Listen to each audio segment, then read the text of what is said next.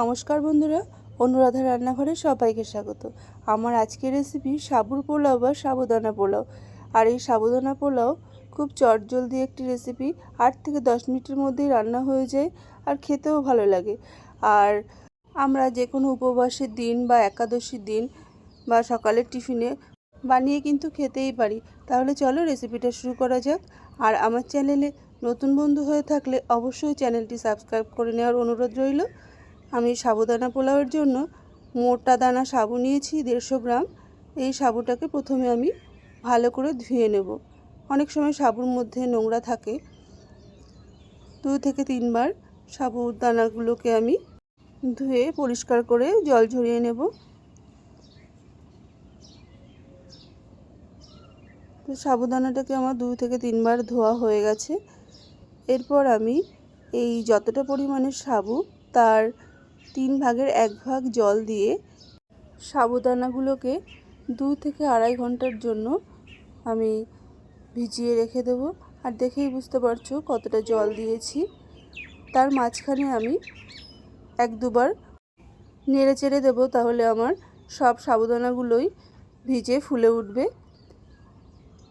তো 2 থেকে আড়াই ঘন্টা পর সাবুদানাগুলো আমার এইভাবে ফুলে ফেপে ঝরঝরে হয়ে আছে। এরপর আমি সাবুদানা পোলাওর জন্য আমি কিছুটা বিনস, ক্যাপসিকাম, কাঁচা লঙ্কা, গাজর নিয়েছি। তোমরা তোমাদের পছন্দ মতো সবজি নেবে। আর ঘরে ভেজে রাখা বাদাম আমি 50 গ্রাম মতো নিয়েছি। এই বাদামটাকে আমি মিক্সিতে 1-2 বার এইভাবে ঘুরিয়ে নিয়েছি। এরপর আমি সাবুদানার পোলাওর জন্য 2 চা চামচ সাদা তেল দিলাম। তার ভেতর 2 চা চামচ ঘি দিয়ে দিলাম। এরপর আমি প্রথমে এই চিনে বাদাম, কাজু আর কিশমিশ এগুলোকে হালকা করে ভেজে নেব।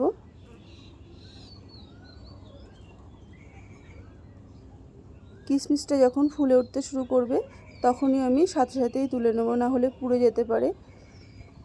তো ভাজা হয়ে এসছে, এরপর আমি তুলে নিচ্ছি। এরপর আমি সবজিগুলোকে দিয়ে দিচ্ছি। সবজিগুলোকে দিয়ে প্রথমে আমি হাফ চামচ মতো লবণ দিয়ে দিলাম। এতে করে আমার সবজিটা তাড়াতাড়ি গলে যাবে। এরপর আমি নাড়তে থাকবো। সবজিগুলোকে আমি লাল লাল করে ভাজবো না, এই সেদ্ধ হয়ে গেলেই প্রথমে আমি আগে থেকে সেদ্ধ করে রাখা হাফ বাটি মতো মটরশুঁটি দিয়ে দিলাম। মটরশুঁটিগুলোকে দেওয়ার পর কিছুটা সময় আমি নাড়াচাড়া করে নেব।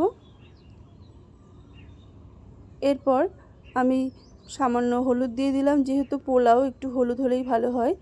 আর এই বাদামের গুঁড়ো করে রেখেছিলাম, একেবারে মিহি গুঁড়ো না, একটু দানা দানা গুঁড়ো, সেটিকে দিয়ে দিলাম। এগুলো দিয়ে 2-1 মিনিট নেড়ে চেড়ে আমি এবার সাবুদানাগুলোকে দিয়ে দেব। সাবুদানাগুলোকে দিয়ে আমি গ্যাসের ফ্লেম মিডিয়ামে রেখে 6-7 মিনিট নাড়তে থাকবো। তাহলেই আমার সাবুদানা পোলাও রেডি হয়ে যাবে। আর এই সাবুদানা পোলাওয়ে বাদামগুলোকে এইভাবে গুঁড়ো করে দিলে সাবুদানা পোলাও একটার গায়ে একটা লেগে থাকে না, আর খুবই ঝরঝরে হয়, খেতেও ভালো লাগে। তো 2-1 মিনিট নেড়ে চেড়ে দেওয়ার পর আমি স্বাদ মতো চিনি দিয়ে দিলাম। এই 2 চামচ চিনি দিলাম, আর সামান্য লবণ দিলাম, আর সামান্য গরম মশলা দিলাম, আর হাফ চামচ মতো গোলমরিচের গুঁড়ো দিলাম, আর দিয়ে দিলাম আগে থেকে ভেজে রাখা চিনে বাদাম, কাজু, কিশমিশ। এরপর আমি গ্যাসের ফ্লেম তো মিডিয়ামেই আছে, আমি আস্তে আস্তে নাড়তে থাকবো। সাবুদানাটা যখন আমার সেদ্ধ হয়ে আসবে তখন আমার ঝাল মিষ্টি স্বাদের সাবুদানা পোলাও রেডি হয়ে যাবে। তোমরা আমার রেসিপিটা শেষ পর্যন্ত দেখার পর ভালো লাগলে অবশ্যই এভাবে বানিয়ে খেতে পারো, আর ভীষণ ভালো লাগে। আর উপোসের দিন বিশেষ করে সারাদিন উপোস করার পর সন্ধ্যাবেলা বা উপোস ভাঙার পর আমাদের লুচি পরোটা অনেক সময় খেতে ভালো লাগে না, আমরা কিন্তু এভাবে সাবুর পোলাও বানিয়ে খেতেই পারি। আমার সাবুদানাটা প্রায় সেদ্ধই হয়ে এসছে। দেখেই বোঝা যাচ্ছে সাবুদানা পোলাও আমার হয়ে গেছে।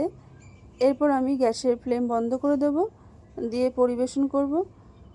তোমাদের আমার আজকের রেসিপি কেমন লাগলো অবশ্যই কমেন্ট করে জানিও।